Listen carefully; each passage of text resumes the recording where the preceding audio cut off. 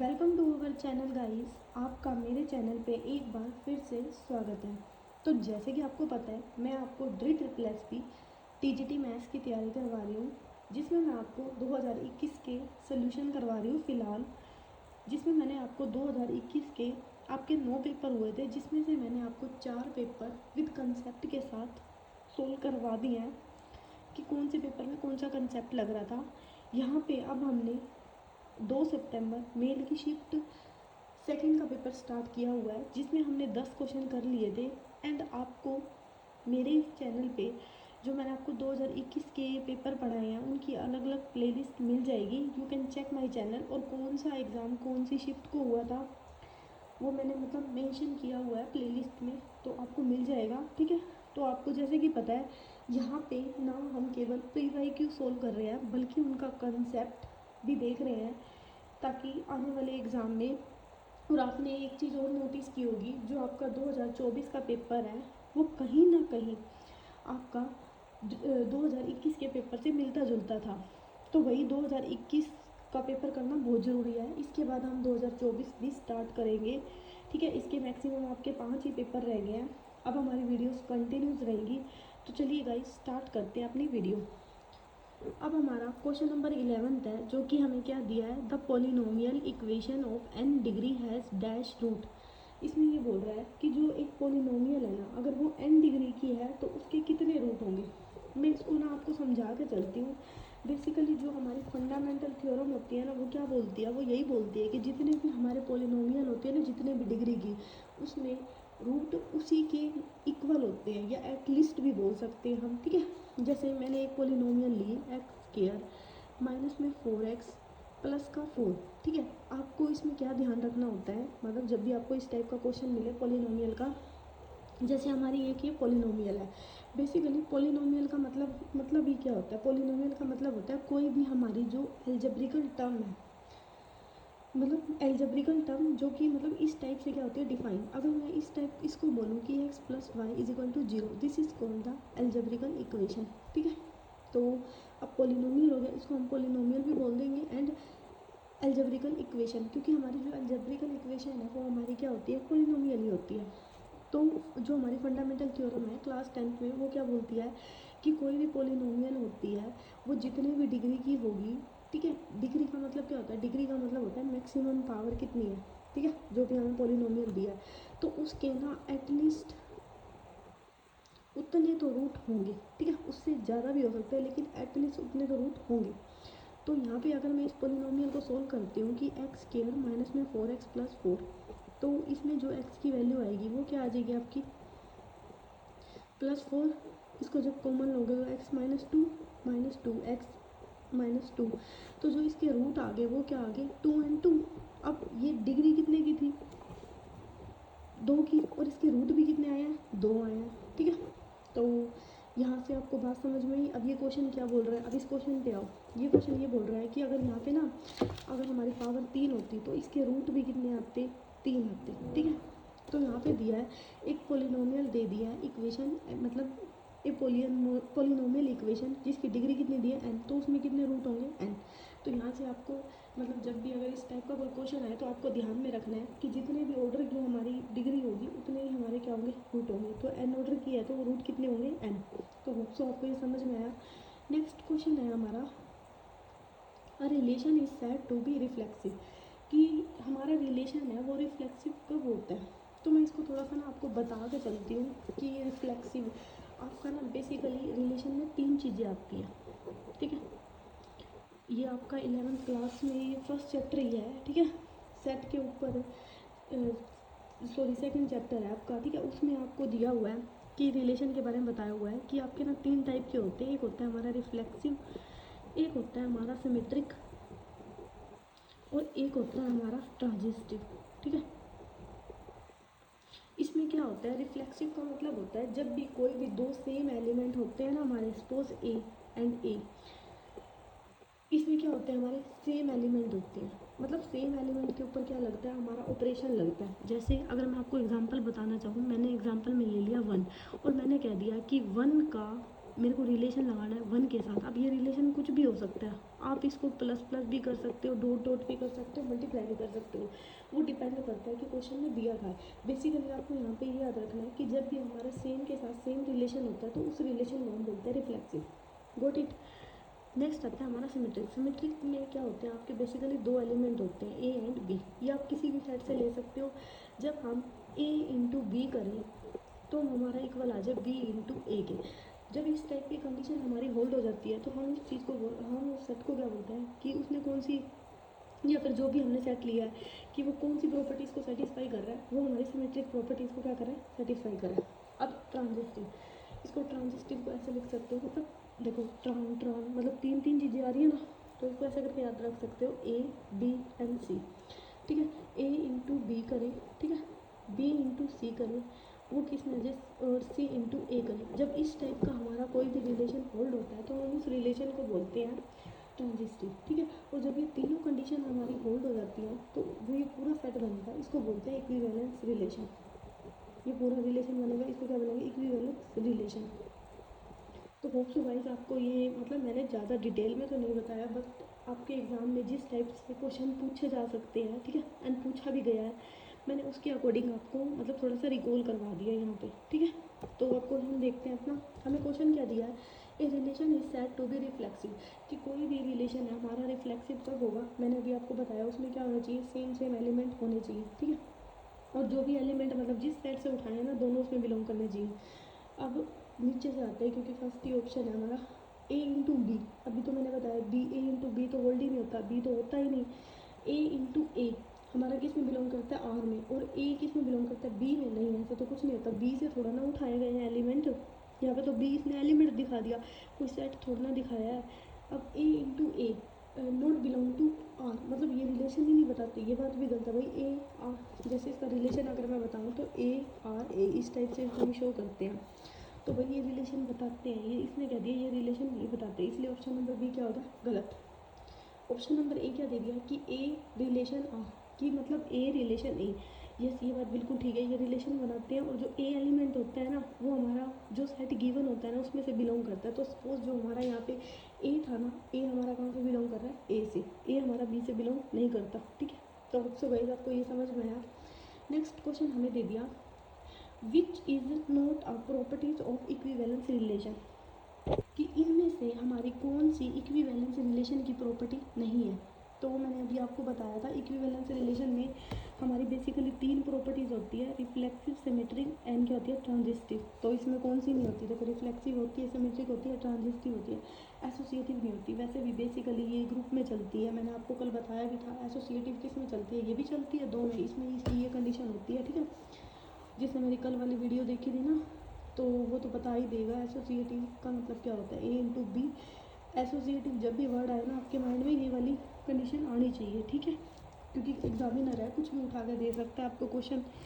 Next हमें दे दिया, an element of R ring is said to be nilpotent. कोई भी रिंग हमारी नीलोपेंट कब होती है, ये बेसिकली ना हम मैट्रिक्स में भी पढ़ते थे कि कोई भी नीलोपेंट मैट्रिक्स कब होती है, कि जब ए की पावर एम हमारी क्या होती थी, 0। ठीक है, और जो m होता था वो क्या होता था, ग्रेटर देन 1। जब हमारी ये वाली कंडीशन होल्ड होती थी तो हम कहते थे कोई भी मैट्रिक्स क्या है, नीलोपेंट मैट्रिक्स। तो बस इसमें वही कंडीशन पूछी है कि कोई भी, अब ये रिंग के बारे में दे दिया, ठीक है, देखो इसने घुमा दिया क्वेश्चन, मतलब कहीं से भी दे दिया। जब ए की पावर 1 होती है, नहीं 1 नहीं होती, ए की पावर m हमारी किसके इक्वल होती है, 0 के इक्वल होती है, for some m greater than 1। ठीक है, तो ये हमारी, ये आप लर्न भी कर लेना, एज अ रिजल्ट भी याद कर लेना इसको, कोई इतना वो टफ नहीं है। नीलोपेंट ए की power m is equal to 0।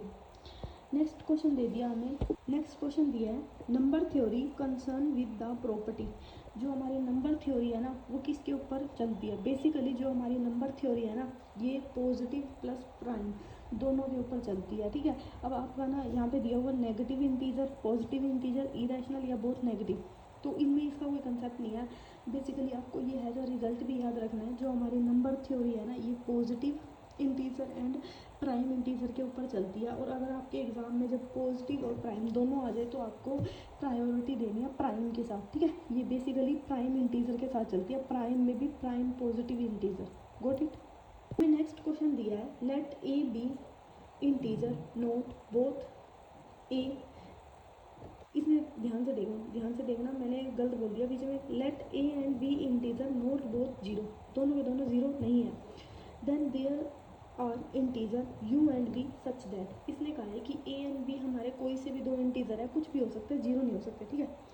Then there are, तो दो इंटीजर हमारे इस तरीके से एग्जिस्ट कर दिया है, मतलब इसने कंडीशन पूछी है कि जब हम ए एंड बी दो इंटीजर हैं और हमने कोई दो इंटीजर लगा दिए तो मतलब यू एंड बी, उसके साथ किस टाइप की कंडीशन होती है। जब भी आपको इस टाइप का क्वेश्चन मिले ना, ये बेसिकली रिजल्ट ही होता है कि GCD of A and B हमारे इक्वल होती है। हमें दो एलिमेंट कौन से दिए हैं, यू एंड बी दिया है ना, तो U of A plus V of B, मतलब ये हमारी क्या होती है। आप एक एज अ रिजल्ट भी इसको लर्न कर सकते हो, ठीक है। कोई हिट एंड फायर रूल नहीं है, तो ऐसा रिजल्ट ही याद रख लो, या फिर ऐसे याद कर लो कि जब भी हमें कोई दो पॉजिटिव इंटीजर दे रखे होंगे तो और उनका रिलेशन पूछ रखा होगा, या फिर मतलब देखो then there exist an integer, तो मतलब दूसरे कोई भी दो इंटीजर एग्जिस्ट कर रखे होंगे तो वो इस टाइप की प्रॉपर्टीज को क्या करेंगे, होल्ड करेंगे। तो यहाँ पे इसने दे दिया G C D of A and b is equal to u of A and b of B.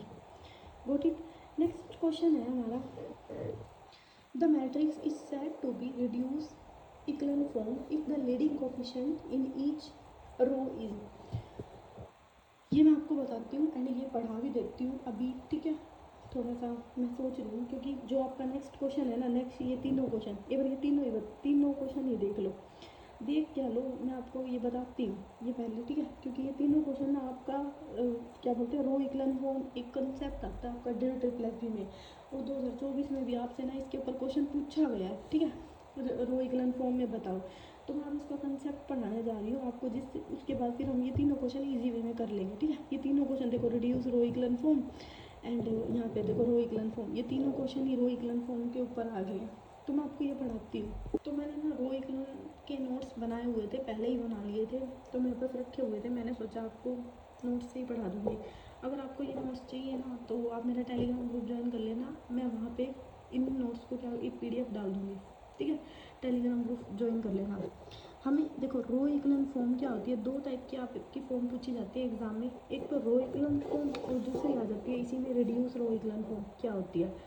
मैं गारंटी दे रही हूँ, ठीक है, गारंटी दे के ही बोल रही हूँ, इसके बाद ना कभी नहीं भूलोगे एंड कोई सी वीडियो देखने की जरूरत नहीं पड़ेगी रो इक्लन फॉर्म के लिए। तो ध्यान से देखना, ठीक है, जो जो मैं बताऊँगी। देखो इसने बोला है leading element of each row must be unity, leading element प्रत्येक रो का क्या होना चाहिए, यूनिटी होना चाहिए। पहली बात अपने दिमाग में बांध लो ये बात। लीडिंग एलिमेंट का मतलब पता है क्या होता है, लीडिंग का मतलब क्या होता है, हिंदी में देखो, हिंदी में इसको कनेक्ट करो, लीडिंग का मतलब होता है लीडर, लीडर से कनेक्ट करो नेता।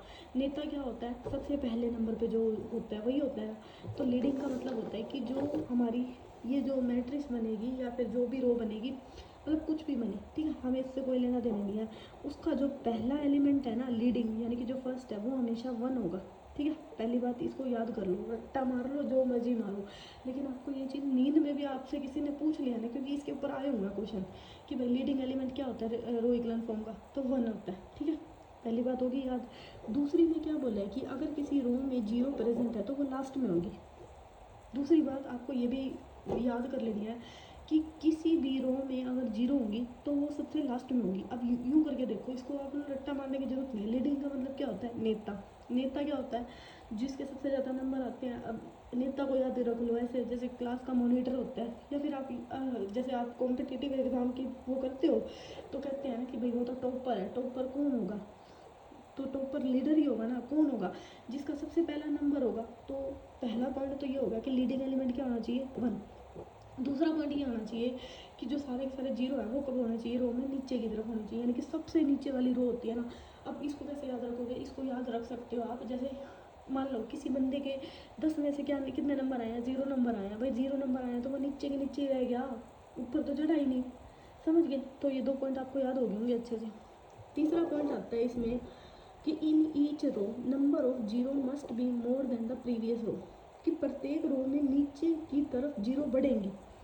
बात आई समझ में जी। जैसे जितनी मान लो जैसे यहाँ पे है 2 0, और अब जो नीचे वाली 0 है ना वो 3 होंगी, 1 2 3। अगर मैं इसके नीचे बनाऊँ ना 1 2 3 4, ये कह रहा है कि जो प्रत्येक रो में जो 0 बढ़ेंगी ना, जो 0 का इंक्रीमेंट होगा भाई वो अप टू डाउन होगा। तो ये बात तो ठीक है, ये बात तो भाई हमें भी पता है, अगर अगर हमारी 0 बढ़ रही है तो हम नीचे ही जाएंगे, अगर हमारे मार्क्स नहीं आ रहे, नेगेटिव में जा रहे, तो हम नीचे की तरफ ही जाएंगे, ऊपर तो जाने से रहे। तो होप सो गाइस आपको ये रो इक्लन फॉर्म याद होगी। मैंने आपको इतने इजी वे में बताया है, पूरे यूट्यूब पे सर्च मार लेना, इससे इजी नहीं मतलब किसी ने बताई नहीं हुई, ठीक है। तो मैं आपको दोबारा से रिकॉल करवाती हूँ। रो इक्लन फॉर्म मैं बार बार क्यों बोल रही हूँ आपको, क्योंकि आपके एग्जाम में आई हुई है ये, ठीक है। 2024 का पेपर उठा के देख लो, जिसको किसको यकीन नहीं है तो वहाँ पे क्वेश्चन आया हुआ है रो इक्लन फॉर्म में बनाओ उस मैट्रिक्स को, ठीक है। एक मैट्रिक्स दी हुई है, उसको हम कन्वर्ट करते हैं रो इक्लन फॉर्म में। तो भाई किसी को यकीन नहीं हो रहा ना, तो 2024 का पेपर उठा लेना, या फिर किसी ने दिया भी होगा 2024 का पेपर तो आप देख सकते हो, ठीक है। तो रो इक्वल फॉर्म में पहली कंडीशन क्या होती है, जल्दी से मेरे साथ बोलो, कि लीडिंग एलिमेंट क्या होगा, 1 होगा। दूसरी कंडीशन क्या होती है कि अगर जीरो की जीरो रो है किसी एलिमेंट में, किसी रो में, तो वो सबसे नीचे होगी। तीसरी कंडीशन क्या होती है, जो जीरो का इंक्रीमेंट है वो क्या होता है, अप से डाउन। तो होप सो बस ये तीनों कंडीशन याद रखनी है हमारी, जो इस टाइप की ये तीनों कंडीशन होल्ड करेगी तो हम उस मैट्रिक्स को कह देंगे रो इक्वल फॉर्म, ठीक है। आगे इस बात समझ में, ये एग्जाम्पल भी बताती हूँ, पहले एक बार मेरे को कंसेप्ट क्लियर करने दो आपका। अब रो इक्वल फॉर्म में ना आपका इसमें आता है दूसरा, रिड्यूस रो इक्वल फॉर्म, ठीक है। कोई भी आपको मैट्रिक्स दे रखी होंगी एंड आपको बोल रखा होगा कि इसको रो इक्वल फॉर्म में बनाओ, ठीक है। तो वहाँ पे बनाने की तो जरूरत ही नहीं होती, आपको ना ऑप्शन देख के मारना होता है एग्जाम में, क्योंकि इतना टाइम नहीं होता कि सारे क्वेश्चन हम सोल्व करें। और ये जो कंसेप्ट है ना, ये तो हमारे फ्री के नंबर होते हैं, होता भी नहीं है ये इतना टफ ही है, ठीक है। बच्चे वैसे ही डर जाते हैं। अब रिड्यूस रो इक्वल फॉर्म में ना बस एक ही कंडीशन होती है कि जो लीडिंग एलिमेंट 1 होना चाहिए और उसके नीचे और ऊपर क्या होना चाहिए, 0 होना चाहिए। इसका मतलब क्या, इसका मतलब मैं आपको एग्जांपल से समझाती हूँ कि जो हमारा लीडिंग एलिमेंट है ना, प्रत्येक का 1, पहला तो लीडिंग एलिमेंट क्या होना चाहिए, 1, और जो 1 के नीचे है ना 0 होना चाहिए, ठीक है। अगर 1 हमारा यहाँ है ना सेकंड रो में लीडिंग एलिमेंट, तो इसके ऊपर और नीचे 0 होनी चाहिए, ठीक है। तब हम उसको बोलेंगे कि वो रिड्यूस रो इक्वल फॉर्म में क्या है, कन्वर्ट हो गया। अब मैं आपको एग्जांपल से समझाती हूँ। पहले बस रिड्यूस रो इक्वल फॉर्म में यही कंडीशन याद रखनी थी कि जो हमारा लीडिंग एलिमेंट है ना, उसके ऊपर वाला एलिमेंट और उसके नीचे वाला एलिमेंट क्या होना चाहिए, 0 होना चाहिए। अब जब हमारी ये वाली प्रॉपर्टीज़ को होल्ड करता है ना कोई भी, जो भी हमें मतलब गिवन ऑप्शन दिए होते हैं, तो हम उसको मतलब वहाँ से सिलेक्ट कर सकते हैं रिड्यूस रो इक्वल फॉर्म में। अगर हमें कोई भी मान लो ऑप्शन दिया हुआ है और इसको बोल रखा है कि कोई भी मैट्रिक्स को रिड्यूस रो इक्वल फॉर्म में कन्वर्ट करो, तो आपको जो भी लीडिंग एलिमेंट है ना उसके ऊपर और नीचे 0 बनाना है। थोड़ा सा ना किसी का ज़्यादा माइंड चल रहा है ना, वो कोई बोले कि मैडम हमने ये बना दिया, ठीक है, क्या ये हमारा रिड्यूस रो इक्वल फॉर्म है, हाँ ये रिड्यूस रो इक्वल फॉर्म है, ठीक है। मतलब मैं थोड़ा उन बच्चों के लिए बता रही हूँ जो थोड़ा ज़्यादा दिमाग लगा रहे हैं अपना, यस ये रिड्यूस रो इक्वल फॉर्म है। बट आपने तो अभी ये बोला कि 1 के ऊपर और नीचे दोनों 0 होना चाहिए, भाई इसके तो ऊपर ऊपर 0 है और इसके नीचे नीचे 0 है, तो ये देखो ना ये है कौन सी मैट्रिक्स, 2x2 की है। इसके ऊपर आप थोड़ा ना एलिमेंट बढ़ा सकते हैं, इसके नीचे थोड़ा ना हम एलिमेंट बढ़ा सकते हैं, लेकिन कंडीशन तो होल्ड हो रही है, इसके नीचे वाला 0 होना चाहिए, भाई ऊपर तो बच ही नहीं रहा, ऊपर तो ये खुद ही है, तो इसलिए यहाँ पे क्या हो गया 1। इसी तरह नीचे तो भाई ये खुद ही है, इसके ऊपर तो 0 है ना, हम मतलब ऊपर और कोई एलिमेंट तो आ ही नहीं सकता, क्योंकि जो ये मैट्रिक्स दिया है 2+2 की दिया। तो बात आ गई समझ में मेरी। अब एग्जांपल देखो थोड़ा सा और ज़्यादा मतलब क्लियर हो जाएगा। पहले सेकंड एग्जांपल देखो, फिर ये बताऊंगी मैं फर्स्ट। हमें ये दिया है कि जो हमें ये मैट्रिक्स दिया है, तो इसमें ये बताओ कि पहले इसको रोको, पॉज करो, क्या ये रो इक्वल फॉर्म है, ठीक है, पॉज करो एंड इसको खुद सोल्व करो। ये जो चारों एग्जांपल हैं इनको खुद सोल्व करो, फिर मैं बताती हूँ। तो होप सो गाइस आपने कर लिए होंगे, ठीक है, वीडियो को पॉज करने के बाद, क्योंकि जो मैंने कंडीशन बताई है इसमें होल्ड हो रही है या नहीं हो रही ये भी तो पता होनी चाहिए। तो यहाँ पे देखो मैंने आपको पहला क्या बताया था, लीडिंग एलिमेंट क्या होना चाहिए, 1 होना चाहिए, तो बस पहली कंडीशन होल्ड हो रही है। अब जो 0 थी ना, जो 0 हमारा था अप से डाउन में क्या हो रही थी, बढ़ रही थी। मैंने देखा यहाँ 2 0 1 2 3, यहाँ 3 0, हाँ ये भी कंडीशन होल्ड हो रही है। और जो 0 के बाद वाला एलिमेंट है ना वो 1 होता है, ये भी याद रखना। मतलब ये लीडिंग ही हो गया ना, इस रो का लीडिंग ये हो गया, इस रो का लीडिंग ये हो गया, इस रो का लीडिंग ये हो गया, ठीक है। 0 यहाँ पे तो 0 0 थे भाई, किसी इसका ये नंबर 1 आया है तो लीडिंग तो ये हो गया ना, तो यहाँ लीडिंग का मतलब 1 ही है, तो 0 भी बढ़ रही है, हाँ ये कंडीशन होल्ड हो रही है। इस पे आओ भाई, लीडिंग एलिमेंट क्या होना चाहिए, 1 होना चाहिए, तो देखो यहाँ पे गए लीडिंग एलिमेंट 1, लीडिंग एलिमेंट क्या है 1, हाँ पहली कंडीशन तो होल्ड हो रही है। अब इसने क्या कहा था भाई, वो 0 है ना नीचे से बढ़नी चाहिए। अब यहाँ पे देखो 0 क्या दे दी, हाँ यहाँ पे 2 0 थी और यहाँ पे क्या होगी 1, तो भाई ये कंडीशन तो होल्ड ही नहीं होगी, क्योंकि 0 का इंक्रीमेंट होता है अप से डाउन। तो यहाँ 2 थी, यहाँ 3 होनी चाहिए थी, यहाँ पे तो 1 है, इसलिए ये कंडीशन क्या होगी, गलत। अब इस पे आओ, यहाँ पे हमें लीडिंग एलिमेंट 1 दिया है, यस 1 दिया है। अब जीरो देखो, यहाँ 1 थी, यहाँ 3 होगी, भाई इसने तो जीरो ही खा गया इसको तो, ठीक है, ये कंडीशन तो होल्ड ही नहीं हो रही, तो इसलिए ये भी क्या हो गया गलत। अब आओ फर्स्ट पे।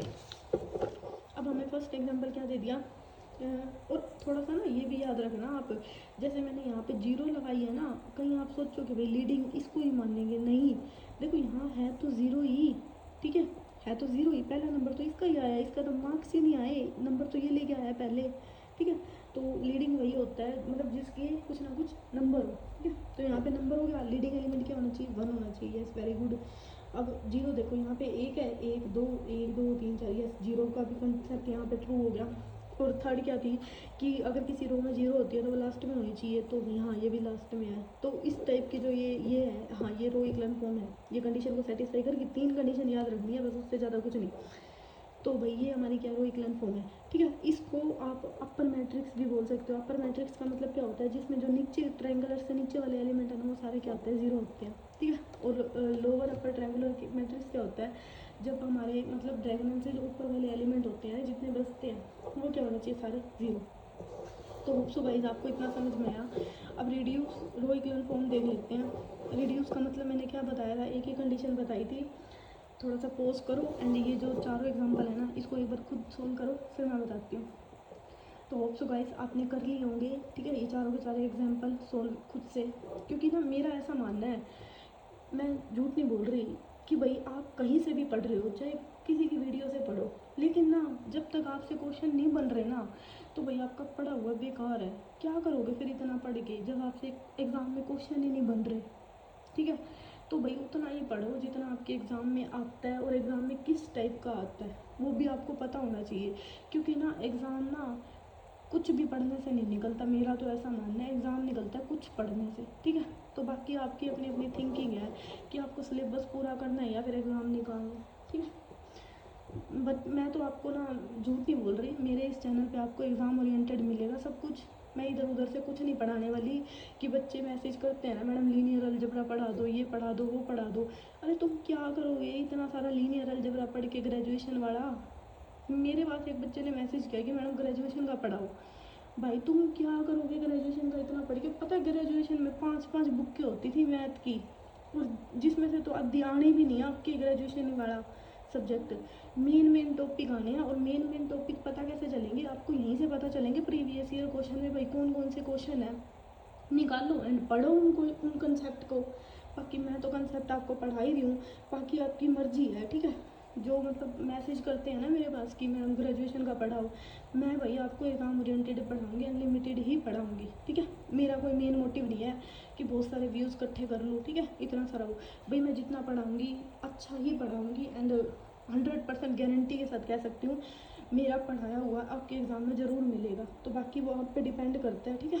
सो गाइज ये थोड़ी सी इंफॉर्मेशन थी। अब रिड्यूस रो इक्विवेलेंट फॉर्म क्या होता है, रिड्यूस रो इक्विवेलेंट फॉर्म में मैंने आपको एक कंडीशन बताई है कि क्या, कि जो आपका लीडिंग एलिमेंट है उसके ऊपर वाला और नीचे वाला एलिमेंट क्या होना चाहिए, ज़ीरो होना चाहिए। तो देखो यहाँ पे लीडिंग एलिमेंट है, इसके ऊपर तो भाई क्योंकि ये खुद ही है, इसके ऊपर तो कोई आ ही नहीं सकता, नीचे तो जीरो, हाँ जी, तो ये ठीक है। यहाँ पे देखो लीडिंग एलिमेंट, यहाँ पे ये आपका क्या हो गया, 1 हो गया, इसके ऊपर और नीचे जीरो है, ठीक है, सारी रो जीरो है, तो ये नीचे ही आता है, ऐसे हम रो इक्विवेलेंट फॉर्म में पढ़ के आए हैं, ये कनेक्टेड है रो इक्विवेलेंट फॉर्म से, ठीक है। बस इसमें एक कंडीशन और एक्स्ट्रा ऐड हो जाती है, लीडिंग एलिमेंट के ऊपर और नीचे वाला जीरो होना चाहिए, बाकी वो तीनों कंडीशन जो ऊपर पढ़ाई है ना वो इसमें भी होल्ड होएंगी, ठीक है। कहीं आप सोचो कि ऊपर वाली नहीं लगेंगी भाई वो तीनों कंडीशन भी। अब बस इसमें एक कंडीशन और ऐड हो जाती है, फोर्थ वन वाली। तो लीडिंग एलिमेंट 1 है, जीरो हमारी नीचे बढ़ रही हैं, ठीक है। एंड देखो अब यहाँ पे ना, अब ध्यान से देखो, यहाँ पे ना वो जो हमारी रो इक्विवेलेंट फॉर्म वाली है ना, वो भी कंडीशन होल्ड नहीं हो रही। जो हमारे नीचे है ना, देखो यहाँ पे 2 जीरो थी, 1 2 3, यहाँ 3 होनी चाहिए थी, वैसे 3 है यहाँ पे, ठीक है। बट जैसे यहाँ होनी चाहिए थी, यहाँ पे इसका लीडिंग एलिमेंट होना चाहिए था, ये उसने उस कंडीशन को भी होल्ड नहीं किया। एंड यहाँ पे जो लीडिंग एलिमेंट है उसके नीचे वाला एलिमेंट जीरो होना चाहिए, इस कंडीशन को भी होल्ड नहीं किया, तो इसलिए हमारी रिड्यूस रो इक्विवेलेंट फॉर्म नहीं है। गुड। अब यहाँ पे देखो लीडिंग एलिमेंट 1 है, जीरो हमारी नीचे की तरफ बढ़ रही है, लीडिंग एलिमेंट के ऊपर नीचे वाला क्या है, जीरो है। तो अगर सारी रो नीचे जीरो है तो वो नीचे है, मतलब हाँ चारों कंडीशन होल्ड हो रही है, तो ये हमारी क्या है, reduce row equivalent form. Leading element 1 है, यहाँ पे भी लीडिंग एलिमेंट 1 है, जीरो नीचे की तरफ इंक्रीज हो रही हैं। बट यहाँ पे इसने क्या कहा था, लीडिंग एलिमेंट था ना जो, उसके ऊपर और नीचे वाली जीरो होनी चाहिए, लेकिन यहाँ पे तो 4 आ गया, इसलिए ये हमारे क्या मतलब रिड्यूस रो इक्विवेलेंट फॉर्म नहीं है। तो होप सो गाइस आपको रो इक्विवेलेंट का कंसेप्ट समझ में आ गया, और एंड मुझे नहीं लगता कि अब आप भूलोगे, ठीक है, क्योंकि मैं बोल रही हूँ, दावे के साथ बोल रही हूँ, ऐसा row equivalent form and reduce row equivalent form किसी ने नहीं पढ़ाया हुआ पूरे यूट्यूब पे, ठीक है। तो अब इसके क्वेश्चन करते हैं। तो गाइज अब क्वेश्चन करो, एंड पहले ना होल्ड कर लो वीडियो को, यहाँ पे मैं आपको दिखा देती हूँ क्वेश्चन, एंड खुद करने की कोशिश करो कि अभी मैंने जो पढ़ाया है क्या भाई ये प्रीवियस ईयर क्वेश्चन ही है आपके, ठीक है, डेट प्लस बी के क्या भाई ये क्वेश्चन हो रहे हैं। तो पहले खुद ट्राई करो, उसके बाद मैं कराती हूँ। तो होप सो गाइस आपने ये वाले क्वेश्चन कर लिए होंगे। तो चलिए स्टार्ट करते हैं। अब क्वेश्चन नंबर 70 क्या दे दिया, the matrix is said to be reduce row equivalent form if the leading coefficient, अभी मैंने आपको बताया था लीडिंग एलिमेंट क्या होता है, हमेशा 1, ठीक है।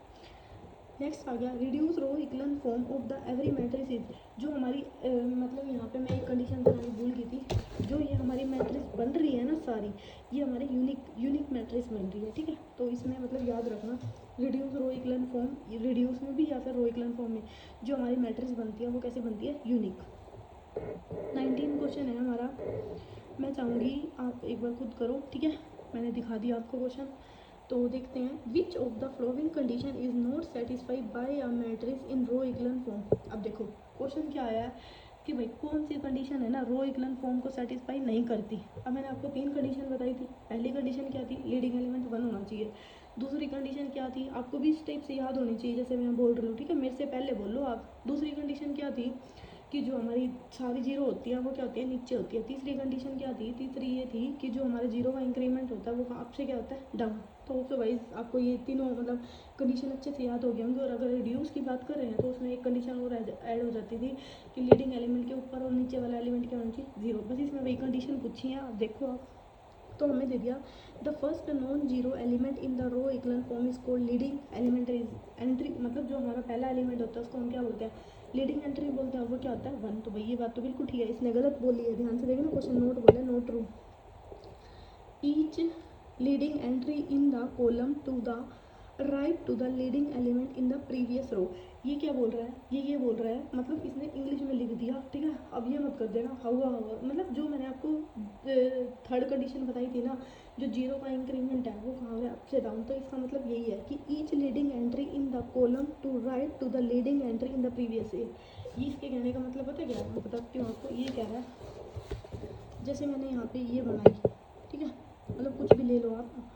अब यहाँ 0 1, जैसे ये पहले वाला लीडिंग एलिमेंट क्या था, 1। अब इसके नीचे क्या आ गई, 0। अब ये दूसरे वाले का लीडिंग एलिमेंट 1।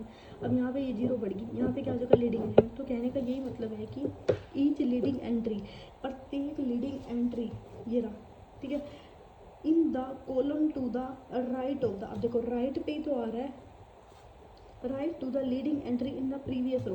अब ये पहला था, अब इसके राइट में ही हो गया, अब इसके राइट में ये हो गया, ठीक है। कहने का मतलब ये है कि भाई अब ये कॉलम ही तो हो गए, कॉलम के देखो, ये पहला कॉलम, दूसरा कॉलम, तीसरा कॉलम, ये इसका राइट, ये इसका राइट, ये इसका राइट, ठीक है। आगे अगर मैं बनाना चाहूँ तो 0 0 0 1, मतलब ये राइट की तरफ ही आ रहा है ना लीडिंग एंट्री, तो ये बोल रहा है। आई बात समझ में।